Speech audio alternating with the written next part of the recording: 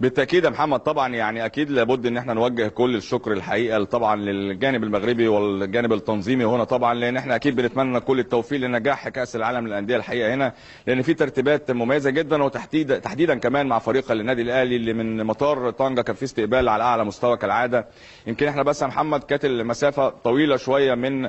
طنجه الى تطوان، يعني انت عارف طبعا يعني بعثه يمكن كان في موكب كبير جدا بتامين الحقيقه كان كبير جدا، فكنت ماشي طبعا بسرعه قليله، استغرقت يمكن اكثر من ساعه ونصف حتى الوصول هنا الى تطوان لفندق الاقامه، لكن فندق الاقامه حاجه مميزه ورائعه جدا، يعني الهدوء هو ما يميز هذا الفندق، وده امر مهم جدا لمزيد من التركيز، وبيساعد بشكل كبير جدا لاعبي النادي الاهلي، اللي انت عارف طبعا المطعم الغداء المحاضرات ثم على طول الى الغرف، فده امر مهم جدا، لان هي مهمه النهارده في فريق النادي الاهلي، مهمه في كاس العالم للانديه، فيا رب ان شاء الله باذن الله الترتيبات والتحضيرات الرائعه والمميزه جدا اللي يمكن بداها مستر كولر من القاهره، ويمكن كمان النهارده اتكلمت عن تدريب النادي الاهلي، لكن انا عايز قبل تدريب النادي الاهلي الحقيقه اكلمك على الاهتمام الكبير جدا هنا من الصحافه ومن الجانب المغربي ومن مشجعين ايضا كمان المغاربه، اللي يمكن واحنا متواجدين على طول بيشيدوا بالنادي الاهلي وبيشاوروا اللعيبه وعارفين بيسالوا لعيبه النادي الاهلي بالاسماء، فدي حاجه مهمه جدا وحاجه مميزه، وهي دي قيمه يا محمد النادي الاهلي، انت عارف طبعا النادي الاهلي قيمته كبيره جدا، اسم كبير جدا في افريقيا وفي العالم كله، فيا رب ان شاء الله باذن الله القيمه الكبيره جدا تترجم ان شاء الله باذن الله للوصول لنقطه بعيده جدا في كاس العالم للانديه، التحدي والتحدي الصعب جدا كالعاده على فريق النادي الاهلي، لكن ان شاء الله يكونوا قدها وقدود. النهارده كان تدريب النادي الاهلي، وانت عارف يا محمد زي ما بنقول في كل مره التدريب الاول بيديك رساله وبيديك طمانينه، وبتشوف لعيبه النادي الاهلي مدى تركيزها الكبير جدا ومدى تحقيق هدف معين طبعا في هذه البطوله. النهارده كان في تركيز كبير، بدا كالعاده مستر كولر طبعا محاضره فنيه في الملعب، الراجل حفز اللعيبه بشكل كبير، قال النهارده البدايه لابد ان احنا ندي رساله النهارده كبيره جدا لفرقتنا وللاعيبتنا ولمجلس الاداره بوجود الكابتن محمود الخطيب، ان اللعيبه على قدم وساق الكل على قلب الرجل الواحد، وان احنا ان شاء الله نقدر نحقق شيء في كاس العالم. تدريب النهارده كان مميز جدا، فقرات بدنيه متنوعه، فقرات ايضا بالكره، لكن كمان لما بتشوف الفينش في تدريب النادي الاهلي انت عارف طبعا كان في تخصيص النهارده لبعض الكرات الثابته، تالق علي معلول الحقيقه، تالق حسين الشحات، ايضا كمان محمد شريف، في حاجات بتطمن يا محمد لما بتشوفها في التدريب الاول، التركيز الكبير جدا مهم جدا، فالنهارده الحمد لله طمنا على كل لعيبه النادي الاهلي، الحمد لله ما عندناش اصابات، ما فيش لعيب بيشتكي من حاجه، تدريب كان جيد جدا لفريق النادي الاهلي النهارده، بنامل هذه الروح وهذا الحماس الكبير جدا يكون متواجد مع فريق النادي الاهلي خلال التدريبات القادمه وحتى موعد المباراه. الامور مطمنه بشكل كبير جدا يا محمد، ينقصنا التوفيق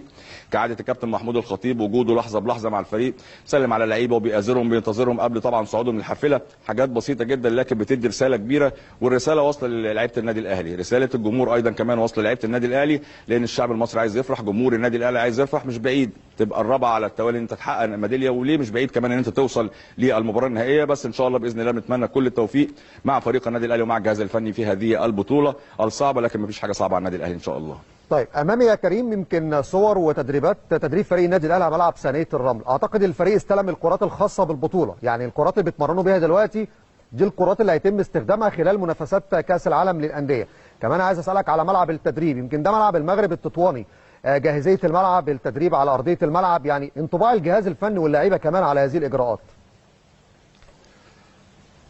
بالتاكيد يا محمد طبعا ذكرت نقطه مهمه جدا، النهارده كانت البدايه تدريب طبعا بالكره اللي هيشارك بيها النادي الاهلي، ده امر مهم جدا، الكل النهارده يمكن حاول بكل الطرق بالشوتنج وبالكروسات، امور عديده جدا ان انت كمان تشوف وزن الكوره الهواء، لكن الامر اللي هنا يمكن يعني نقدر نقول غريب شويه الطقس يا محمد، حاجه يعني النهارده صعب جدا صباحا، سيول وامطار كثيره جدا في هذا التوقيت جدا، الامر كان صعب جدا في هذا التوقيت اللي انا بكلمك فيه، بتلاقي الشمس لكن في بروده شديده جدا، درجه الحراره يعني ليلا بتصل ل3 وال2، هو جو طبعا كروي بشكل كبير، لكن لاعبتنا لابد ان هي تحافظ على بعضها بشكل كبير جدا، على طول الكل يكون ملتزم بشكل كبير، لان الجو يعني ممكن يعرض اي حد ان هو يكون عنده نزله برد، لكن ان شاء الله باذن الله الحرص الكبير من الجهاز الطبي والتعليمات المستمره طبعا برئيس الجهاز الطبي دكتور احمد وعبله، ان شاء الله يحافظ على لعيبه النادي الاهلي، والكل عنده هدف يا محمد، والكل عنده امل كبير جدا ان هو يكون متواجد ان شاء الله. الملعب طبعا ثانيه الرمله وملعب طبعا جيد جدا بالنسبه لارضيه الملعب، يعني حاجه طبعا مميزه النهارده لعيبه النادي الاهلي نفذت الجمل التكتيكيه بشكل طيب جدا، ما فيش طبعا يعني مش هنقدر نقول في عالي وواطي او في حاجه زي كده، لا الامور بالنسبه للملعب كانت جيده جدا لفريق النادي الاهلي، وايضا كمان انت عارف اوكلاند هيتمرن على هذا الملعب،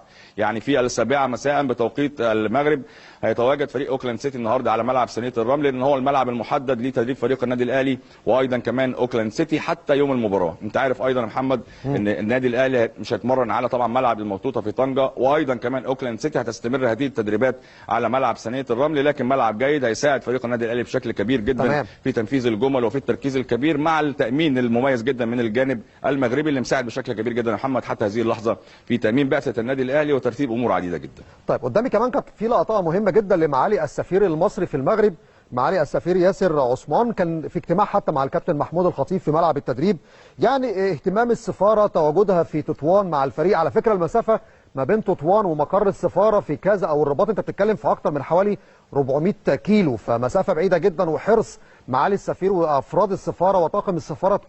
يكونوا موجودين مع بعثه فريق النادي الاهلي. يعني لو كان لك لقاء مع معالي السفير او ابرز الكلام اللي تم بين السفاره المصريه مع مسؤولي النادي الاهلي. بالتاكيد يا محمد طبعا يعني اهتمام كبير جدا كالعاده بالنادي الاهلي بقيمته الكبيره، وايضا كمان بوجود مجلس اداره النادي الاهلي برئاسه الكابتن محمود الخطيب، فالحرص موجود، وايضا كمان لابد يكون متواجد طبعا السفير طبعا ياسر عثمان اللي تواجد النهارده في تدريب فريق النادي الاهلي، ويمكن جمعته حديث مع الكابتن محمود الخطيب للاطمئنان على البعثه لكل الامور الخاصه طبعا اي عقبات، يمكن الراجل قال اي عقبات احنا متواجدين، اي حاجه طبعا احنا بنساعد النادي الاهلي، هو ممثل افريقيا وممثل جمهوريه مصر العربيه. في اهتمام يا محمد كبير جدا طبعا كالعاده بالنادي الاهلي، وايضا كمان الجانب الخاص بالفيفا، يعني الناس مش سايبانا، الناس بتنفذ كل الامور بشكل دقيق جدا جدا، فكل الامور دي الحقيقه يعني طيبه، انت خلاص عارف نظامك ايه، تدريبك امتى، الباص بيستناك امتى، بترجع امتى، فكل الامور دي بتسهل بشكل كبير ان يبقى الدور الاداري خلاص انتهى، عندنا الدور الفني اللي احنا منتظرينه الحقيقه من مستر كولر، عندنا سكواد مميز جدا، عندنا لعيبه ان شاء الله يكون ربنا معاها، فمحتاجين لعيبتنا تكون مركزه، وايضا كمان كولر يكون محضر ومجهز جدا، هايلايتس وتركيز كبير بالتكتيك، وايضا كمان بالمجموعه اللي متواجده معانا، فيا رب ان شاء الله يقدر خلال هذه الايام حتى موعد المباراه يقف على كل كبيره وصغيره على فريق اوكلاند سيتي، وتبقى لنا التوفيق، وتبقى لنا ايضا كمان دعوات جمهور النادي الاهلي اللي اكيد منتظر ان هو يشاهد النادي الاهلي من جديد للمره طبعا الثامنه في تاريخ النادي الاهلي في اوكلاند سيتي او امام اوكلاند سيتي. يا محمد زميلنا كريم احمد موفد قناه الاهلي في المغرب، بشكرك شكرا جزيلا على كل هذه المعلومات، وعايز اضيف نقطه كمان ومعلومه مهمه قبل ما اطلع لفاصل. الكره اللي بيتلعب بيها البطوله او هتتلعب بيها البطوله واللي اتدرب بيها النادي الاهلي النهارده دي كره كاس العالم اللي كانت موجوده في قطر 2022، وكانت اسمها الرحله اللي اتلعب بيها الادوار التمهيديه في بطوله كاس العالم. دي الكره اللي الاهلي اتمرن بيها النهارده وهتكون موجوده معاه في كل مباريات كاس.